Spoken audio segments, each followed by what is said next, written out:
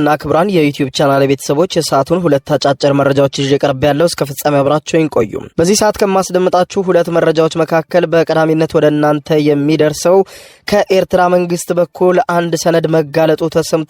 ሰነዱም ኢትዮጵያን በተመለከተ እንዲሁም በአሰብ ወደብንና ሌሎችንም ጉዳይ የተመለከቱ ጉዳዮችን የሚያስስና የኤርትራ መንግስት ቀጣይ እቅድና አካሄድን የሚያመለክት ሰነድ ነው ተጋልጦ ወጣ የተባለው። ይሄውም ሚስጥራዊ ስብሰባ በአሜሪካ ዋሽንግተን ዲሲ በሚገኘው የኤርትራ ኤምባሲ ተደርጓል የተባለው ሚስጥራዊ ስብሰባን አስመልክቶ የወጣው ሰነድ ምን አለ፣ ስለ ኢትዮጵያስ ምን ይላል፣ በዝርዝር የምታደምጡት ጉዳይ ነው። በሌላ በኩል ክቡራን አድማጮች ኤርትራ ወደ ጋዛ ምንም አይነት እርዳታ እንዳይገባ እቀባ ባደረገች በአምስተኛው ቀን ደግሞ የኤሌክትሪክ ኃይል ሙሉ በሙሉ ለጋዛ እንዲቋረጥ አድርጋለች። በሌላ በኩል ደግሞ የኢራን መረጃ መንታፊዎች የእስራኤልን ውድ የተባሉ መረጃዎች መመንተፋቸው ተነግሯል። እነዚህንም የኢራን ኃይሎች የመነተፏቸው መረጃዎች በማህበራዊ ሚዲያዎች ላይ ለቀዋቸዋል። ከምሽቱን ጀምሮ ጉዳዩ መነጋገሪያ እየሆነ ነው። እስራኤል በኢራን የመረጃ መንታፊዎች የተወሰዱባትና በዓለም አደባባይ የተጋለጡባት መረጃዎች ምን ናቸው የሚለውን ጨምሮ የእስራኤልና የሐማስ የኢራንን ጉዳይ በዝርዝር የማስደምጣችሁ መረጃ ይኖራል። እስከ ፍጻሜ ቆዩ። ዝርዝር መረጃዎችን አድምጡ ግብዣይ ነው። ወደ መረጃዎቹ አለፍኩ። አብረን እንከታተለው። በቅድሚያ ኢራን በእስራኤል ላይ የሳይበር ጥቃት መፈጸሟና የእስራኤልን ሚስጥሮች በእጇ ማስገባቷ ሲገለጽ፣ እስራኤል ደግሞ የመላ ጋዛን የኤሌክትሪክ ኃይል አቅርቦት ማቋረጧ ተሰማ።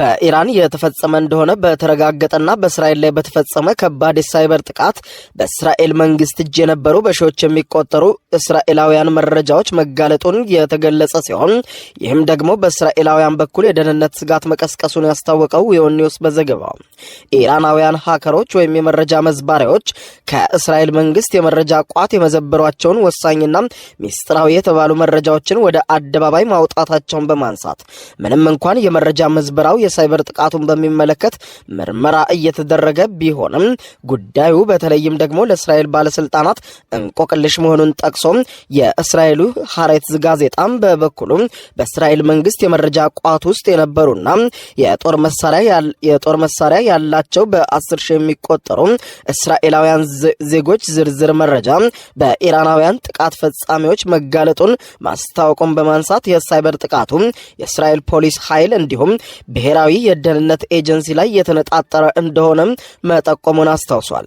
በኢራናውያን የተጋለጠው የእስራኤል መንግስት መረጃ የጦር መሳሪያ ካላቸው ዜጎች በተጨማሪ ወሳኝ የእስራኤላውያን የጸጥታና ደህንነት ሰዎች እንዲሁም ፈንጂዎችና ከባድ የጦር መሳሪያዎችን ጨምሮ የጦር መሳሪያዎች የሚከማቹባቸውን ቦታዎች የሚያሳዩ ሚስጥራዊ መረጃዎችም ጭምር በኢራን እጅ መግባቱ ይፋ የተደረገ ሲሆን ኢራናውያን የመረጃ መዝባሪዎችም ከምሽቱን ጀምሮ በኢንተርኔት ላይ እነዚህን ጥብቅና ሚስጥራዊ መረጃዎች በይፋ ለህዝቡ ለቀዋቸዋል። መረጃው መጋለጡ በእስራኤል መንግስት በኩል ድንጋጤን ያጫረ ሲሆን በተለይም ደግሞ እስራኤል ራሷን ለመከላከል የምትጠቀምባቸው መከላከያ መሳሪያዎች እንዲሁም ለማጥቃትም የምትጠቀምባቸው መሳሪያዎች የተከማቹባቸውን ወቅታዊ ቦታዎችም የሚያመለክት መረጃ በይፋ ኢንተርኔት ላይ መሰጣቱ እስራኤላውያንን ማስደንገጡና በተለይም ደግሞ የነበሩ የመከላከያም ሆነ የማጥቂያ መሳሪያዎችም ቦታዎችም በፍጥነት መቀየር እንዳለባቸው ግምገማ በእስራኤል በኩል መወሰዱ ተነግሯል። ምንም እንኳን የእስራኤል ፖሊስና የብሔራዊ ደህንነት ሚኒስትሩ ከሳይበር ጥቃቱ በኋላ የመረጃ መዝበራውን በተመለከተ ለቀረበው ጥያቄ የተፈጸመውን ጥቃት በተመለከተ ማጣራት እየተካሄደ ነው በማለት በጉዳዩ ዙሪያ ዝርዝር መረጃ ከመስጠት ተቆጥበዋል። ዘገባው እንዳነሳው ከሆነ ይህ በተለይም ከእስራኤል የጦር መሳሪያ መሰረተ ልማት እንዲሁም እስራኤላውያን ጋር የተያያዘው የደህንነት መረጃ በኢራናውያን እጅ መግባቱና መጋለጡ የሚፈጥረውን ስጋት በሚመለከት የእስራኤል መንግስት ጥያቄ ቢቀርብለትም ዝምታን መምረጡን ጠቅሶ ይህ ክስተት በእስራኤልና ኢራን መካከል ሌላ የሳይበር ጦርነት ሊቀሰቅስ እንደሚችል በማንሳት የእስራኤልና ሐማስ ጦርነት ከተቀሰቀሰ ወዲህ በሁለቱ ሀገራት ማለትም በእስራኤልና በኢራን መካከል የሳይበር ፍልሚያው መባባሱንና ባለፈው አንድ ዓመት ውስጥ ብቻ 1000 የሚጠጉ የሳይበር ጥቃት ሙከራዎች በእስራኤል ላይ ተሞክረው እንደነበረና ከ500 የማያንሱ የተለያዩ ከእስራኤል ጋር ግንኙነት ያላቸው መረጃዎች ደግሞ በኢንተርኔት ላይ እየተሰጡ መገኘታቸውም ተነግሯል። በሌላ በኩል ኢራን ከሩሲያ እንዲሁም ቻይና ጋር የጋራ የባህር ወታደራዊ ልምምድ ማድረጓ የተገለጸ ሲሆን ለአምስተኛ ጊዜ አሁን ላይ እየተካሄደ ያለው የሶስቱ የቻይና የሩሲያና የኢራን ሀገራት ጥምረት ወታደራዊ ልምምድ በተለይም ደግሞ የጸጥታና ደህንነት ትብብራቸውን ለማጠናከርና አሜሪካን ለመቋቋም የሚያስችል ኃይል ለመፍጠር ያለመ መሆኑን የጠቆመው ዘገባው በኢራን አቅራቢያ በኦማን ባህረ ሰላጤ እየተካሄደ ያለውን ወታደራዊ ልምምድ ደቡብ አፍሪካ፣ ኦማን እንዲሁም ኳታርን ጨምሮ በርካታ ሀገራት በታዳሚነት እየተሳተፉበት እንደሚገኝ ጠቅሶ ወታደራዊ ልምምዱ ብሎም በኢራን በቀጥታ የተፈጸመባትን ጠንካራ የሳይበር ጥቃት በሚመለከት እስራኤል የምትሰጠው ምላሽን ልትወስድ የምትችለውን እርምጃ እየተጠበቀ እንደሚገኝም አስታውቋል። ሶስቱ ሀገራት ሩሲያ፣ ቻይናና ኢራን የጋራ ፊርማ ለማድረግ እየተዘጋጁ መሆኑ የተነገረ ሲሆን ይኸውም በአንዳቸው ሀገር ላይ የሚፈጸመውን ጥቃት በጋራ ለመመከት ያለመ ስምምነት በቅርቡ ያደርጋሉ ተብሎ ይጠበቃል።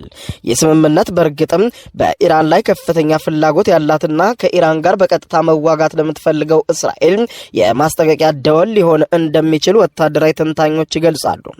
ይህ በዚህ እንዳለ እስራኤል የመላ ጋዛን የኤሌክትሪክ ኃይል አቅርቦት ማቋረጧ ቁጣን ቀስቅሷል። የእስራኤል የኃይል ሚኒስትር በሰጡት መግለጫ ሐማስ ቀሪ ታጋቾችን እንዲለቅ ጫና ለመፍጠር በሚል ይህ እርምጃ በጋዛ ላይ እንደተወሰደ ይገልጻሉ። ሚኒስትሩ ኤሊ ኮሄን ይህንን ያስተላለፉት እስራኤል ከ2 ሚሊዮን በላይ ሕዝብ በሚኖርባት ጋዛ ማንኛውም የእርዳታ አቅርቦትን ካቋረጠች ከ5 ቀናት በኋላ ነው። ታጋቾቹን ለማስመለስ እንዲሁም በጦርነቱ ማግስትም ሐማስ በጋዛ ውስጥ አለመኖሩን ለማረጋገጥ በሚል በእጃችን ያሉ ማንኛውንም መሳሪያዎች እንጠቀማለን ሲሉ ኮሄን በሰጡት መግለጫም በቪዲዮ አስተላልፈዋል። የኤሌክትሪክ ኃይል መቋረጥ በዋነኝነት ለግዛቲቷ ለጋዛ ንጹህ የመጠጥ ውሃ አቅርቦት ወሳኝ በመሆኑም የጨዋማ ውሃ ማጣሪያ ፋብሪካዎችም ስራ ላይ ከፍተኛ ተጽዕኖ እንደሚኖረውም ተገልጿል። ወዲህ እርዳታ እንዳይገባ የከለከለችው እስራኤል አሁን ደግሞ ወዲያም የጨውን ውሃ ተጣርቶ የሚጠጣበት ማሽንም እንዳይሰራ የኤሌክትሪክ ኃይሉን አቋርጣለች። የእስራኤል መንግስት የውሃ አገልግሎት ሊያቋርጥም እንደሚችል መረጃዎችን ሰጥቷል። ሚኒስትሩ በመግለጫቸው ላይ እንዳሉት ለጋዛ ሰርጥ የኤሌክትሪክ ኃይል አገልግሎት በአስቸኳይ እንዲቋረጥ ትዕዛዝ ፈርሜያለሁ፣ ኃይሉም ተቋርጧል ብለዋል። እስራኤል በጦርነት ወቅት ጋዛን በሙሉ ከበባ ውስጥ አስገብታ ኤሌክትሪክን ጨምሮ መሰረታዊ የሚባሉ አገልግሎቶችን ማቋረጧ አይዘነጋም። በጋዛ የተኩስ አቁም ስምምነት የመጀመሪያው ምዕራፍ ከ10 ቀናት በፊት የተጠናቀቀ ሲሆን ይህንን ያልጸና ስምምነት ለማራዘም የሚደረገው ውይይት በያዝነው ሰኞ በኳታር ይቀጥላል ተብሎ ይጠበቃል። እስራኤል የመጀመሪያውን ዙር የተኩስ አቁም ስምምነት መራዘምን ሐማስ እንዲቀበል ትፈልጋለች። ሐማስ በበኩሉ ሁሉም ታጋቾች እንዲለቀቁ እንዲሁም የእስራኤል ጦር ከጋዛ ሙሉ በሙሉ ለቆ እንዲወጣና ዘላቂ መረጋጋትን ማምጣት ያለመው ሁለተኛው ምዕራፍ ተግባራዊ ይሁን እያለ ነው። የጋዛ ኤሌክትሪክ አቅርቦት መቋረጥ በታጋቾች ላይም ተጽዕኖ እንደሚያሳድር ያስጠነቀቀው ሐማስ በበኩሉም ከግብፅ አደራዳሪዎች ጋር የተደረሰውን የተኩስ አቁም ውይይት መጠናቀቁንም ገልጿል። በተጨማሪም የተኩስ አቁሙ ሁለተኛ ምዕራፍ በአስቸኳይ እንዲጀመር ሐማስ ጥሪውን አቅርቧል። የጋዛ የባህር ዳርቻ ግዛትና የመሰረተ ልማት አውታር በእስራኤል የተቀናጀና የማያቋርጥ ጥቃት ከፍተኛ ውድመት ደርሶባቸዋል። የግዛቲቷ ነዋሪዎችም የኤሌክትሪክ ኃይል ለማግኘት ጄኔሬተሮችን እንዲሁም ሶላር ፓነሎችን በመጠቀም ላይ ይገኛሉ። እስራኤል የጋዛን መሰረታዊ አገልግሎት በማቋረጧ ነቀፌታ እየዘነበባት ይገኛል ያለው ቢቢሲ የሰላማዊ ዜጎች መሰረታዊ አገልግሎትን መንፈግ የጅምላ ቅጣትን የሚመለከት ነው ሲሉ የተባበሩት መንግስታት ድርጅት የሰብአዊ መብት ቢሮ ባወጣው አስቸኳይ መግለጫ አስታውቋል።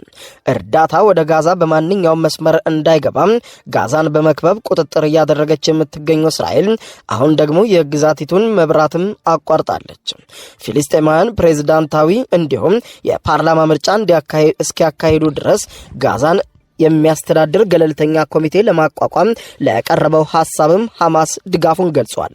ኮሚቴው እስራኤል በኃይል በያዘቻቸው ዌስት ባንክ የሚተዳደረውን የፊልስጤም አስተዳደር ወይም ፒኤም ጥላ ስር ተግባራዊነቱ ይከናወናልም ተብሏል። እስራኤል የፊልስጤም አስተዳደር ወይም ፒኤም በጋዛ የትኛውም ሚና አልቀበልም ያለች ሲሆን ነገር ግን ከጦርነቱ በኋላ ሊኖር ስለሚችለው አስተዳደር ግን አማራጭ ከማቅረብ ተቆጥቧል። በሌላ ዜና የኤርትራ መንግስት እየተነሳበት የሚገኘውን ተቃውሞ ለማስቆም ከኤርትራና ከህወሓት አጋሮች ጋር ውይይት ማድረጉ ተሰማ። በአሜሪካ ዋሽንግተን ዲሲ በሚገኘው የኤርትራ ኤምባሲ የኤርትራና የህወሓት አክቲቪስቶች በአንድ መድረክ በማወያየት አቅጣጫ ማስቀመጡ የተሰማ ሲሆን በኤርትራ ላይ ተከፍቷል የተባለውን የተዛባ መረጃና ያልተገባ ትችትን ለመመከት በሚል በኤምባሲው በተጠራው ሚስጥራዊ በተባለው ስብሰባን በተመለከተ ባለ 3 ገጽ ሪፖርት ይፋ የወጣ ሲሆን ይህም ከ2 ወራት በፊት በጥር ወር መጀመሪያ ሰሞን እንደነበረ ሲገለጽ የኤምባሲው አርማና ማህተም ያረፈበት ሪፖርትም የስብሰባው ዋና ዓላማ በኤርትራ ጥቅሞች ላይ የተከፈተ የተሳሳተ መረጃና የጠላትነት ስሜትን መመከት እንደሆነ በማንሳት በውይይቱ ወቅትም ከተሳተፉት አክቲቪስቶች ጋር በጋራ መስማማት ላይ ከተደረሰባቸው ነጥቦች መካከል አንዱም ከህወሓት ጀነራሎችና የንግድ ሰዎች እንዲሁም ከታዋቂ ፖለቲከኞች ጋር የኤርትራ መንግስት መስራት አለበት የሚለው መሆኑን ተመልክቷል።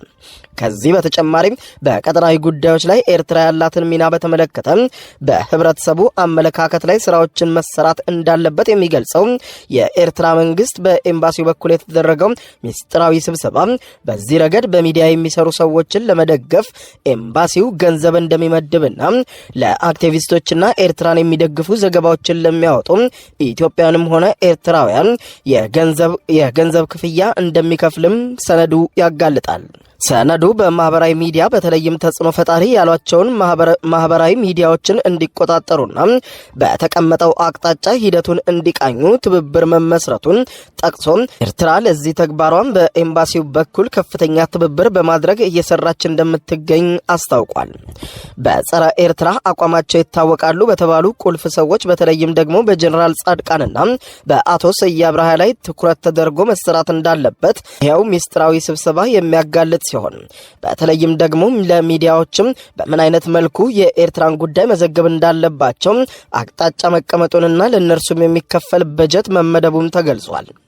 ችግሩን አግልቶ ማሳየትና በተለይም ደግሞ የበለጠ ክፍፍል በፖለቲካና በወታደራዊ ኃይሎች መካከል እንዲፈጠር እንዲሰራ ስምምነት ላይ መደረሱን የጠቆመው ደብዳቤው የኢትዮጵያ የተቀናጀ መጠነ ሰፊ የቀይ ባህር ባለድርሻነት ዘመቻን መመከት አለበት ሲልም የአሰብ ወደብ ቅስቀሳ እንዲሁም ኢትዮጵያ ታሪካዊ የባህር በር ባለቤትን ትርክትም የኤርትራን ሉዓላዊነት የሚደፍር መሆኑን በሚገልጽ መልኩ መቀልበስ እንደሚያስፈልገው በሚስጥር መነጋገራቸውን በማንሳት ኤርትራ በአካባቢውም ሆነ በዓለም አቀፍ ደረጃ ዲፕሎማሲያዊ ግንኙነትን በማጠናከር የትኛውም የውጭ ኃይል ኢትዮጵያን የቀይ ባህርም ሆነ የአሰብ ባለቤትነትን ድጋፍ እንደማይኖረው ማረጋገጥ ያስፈልጋል ሲል ኢትዮጵያ የተስፋፊነት ረጅም ታሪክ ያላት መሆኗን በማንሳት የሚወቅሰው ይሄው መረጃ የአሁኑንም እርምጃ የኒዮ ኢምፔሪያሊዝም እርምጃ መሆኑን ማንጸባረቅ እንደሚያስፈልግና በኢትዮጵያ ላይ መጠነ ሰፊ ዘመቻዎችም መክፈት እንደሚያስፈልግ